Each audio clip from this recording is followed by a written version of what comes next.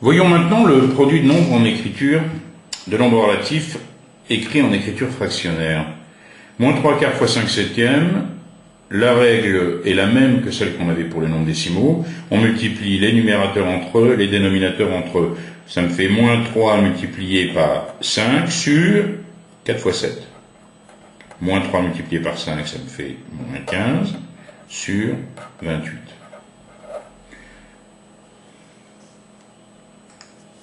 J'ai ici moins 7 sur 36 fois 45 sur 14.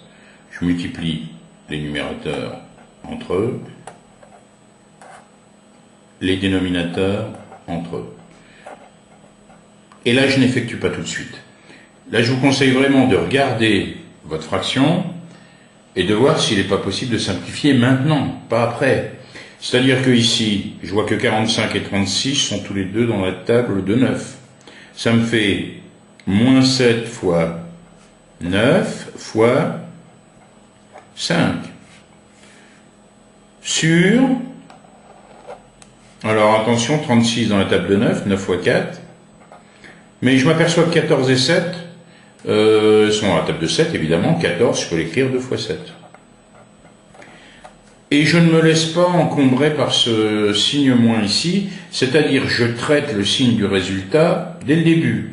Ici, j'ai un seul de mes nombres qui est négatif, je sais que le résultat sera négatif. Je mets ce signe. Et ensuite, je simplifie. Bon, 9 simplifié, 7 simplifié. Qu'est-ce qui me reste en haut? 5 sur 8. Donc, je vous conseille vraiment de vous occuper du signe, de le mettre à part. Ensuite, vous ne considérez plus le signe. Je vous conseille même de procéder de cette façon. D'abord, vous vous occupez du signe. Ici, j'ai deux nombres négatifs, un nombre pair, je sais que le signe sera positif. Je ne m'occupe plus du tout des signes. Je vais essayer de simplifier au maximum, mais directement. Ici, j'ai 56, 56 c'est dans la table de 8, 72 c'est aussi dans la table de 8. Ça me fait, ici, 7 fois 8, ici, 9 fois 8. 55 et 15, ils sont tous les deux dans la table de 5. Ça me fait ici 5 fois 11. Ici, 5 fois 3. Bon, il est important de bien écrire les nombres, de bien barrer ce qui n'est plus là. Ici, je peux simplifier par 8. Je barre proprement mes 8. Je peux simplifier par 5. Et là, il faut faire très attention. Qu'est-ce qui reste? En haut, 7 fois 11, 77. Sur, en bas, 3 fois 9, 27. Voilà, je vous conseille vraiment d'opérer de cette façon. Vous pouvez très bien utiliser un crayon de papier pour que ça soit le plus clair possible.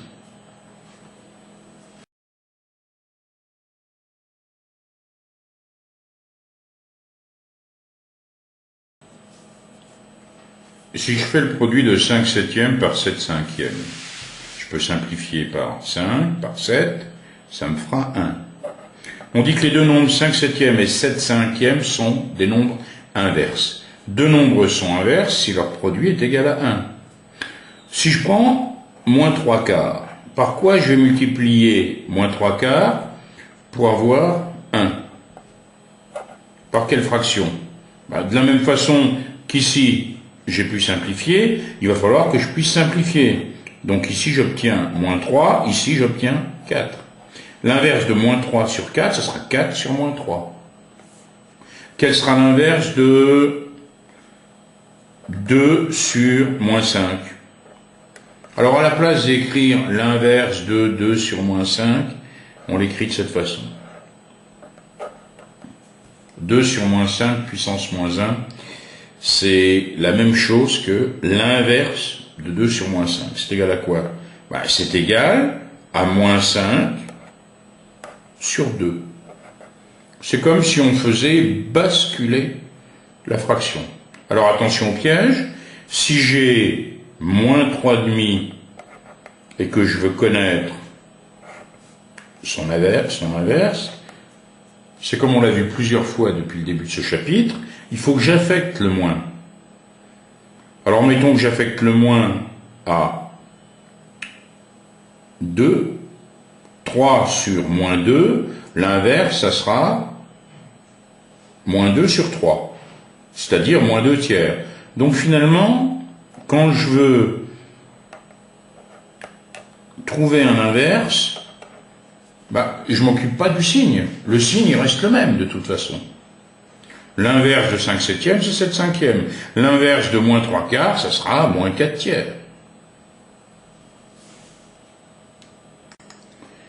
Et l'inverse de moins 7, quel est-il?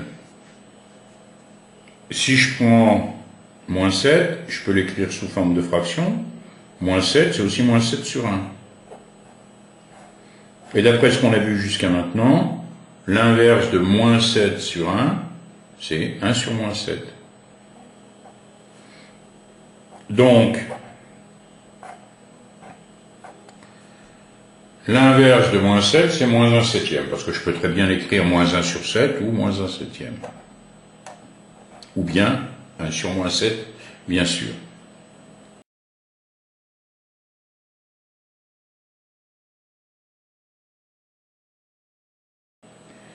L'inverse de 4, ça va être un quart. Justement, prenons cet exemple de division. On va s'intéresser maintenant à la division. Je fais 5 divisé par 4. Je peux l'écrire sous forme de fraction, sous forme fractionnaire. Je peux l'écrire de cette façon.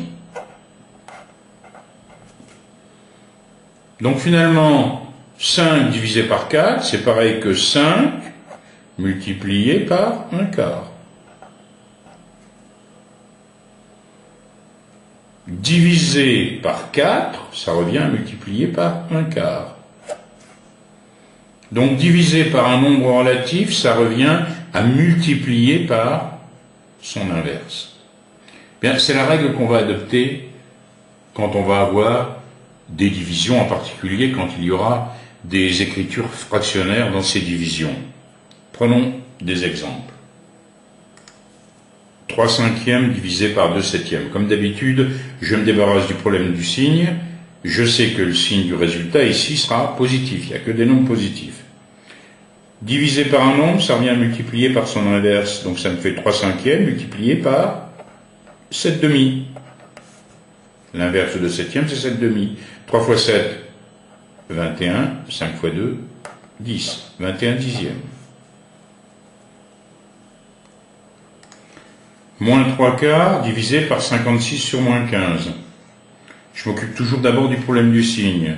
J'ai deux signes négatifs, un nombre pair, je sais que le résultat sera positif. Donc j'ai plus qu'à m'occuper de l'aspect suivant, ça me fait moins 3 quarts multiplié par l'inverse de 56 sur moins 15, donc multiplié par moins 15 sur 56.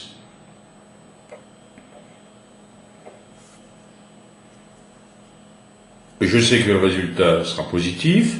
3 fois 15, ça me fait 45. Et 4 fois 56. 4 fois 50, ça fait 200. 4 fois 6, 24. 224.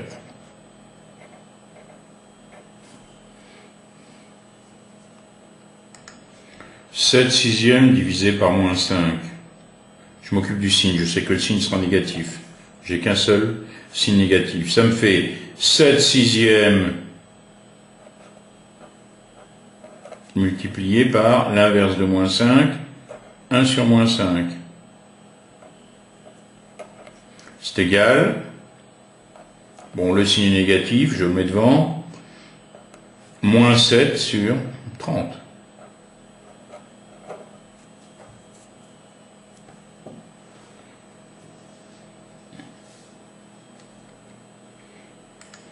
Voilà un calcul qui paraît bien compliqué, mais c'est rien d'autre qu'une division. 3 quarts divisé par moins 5 sixièmes.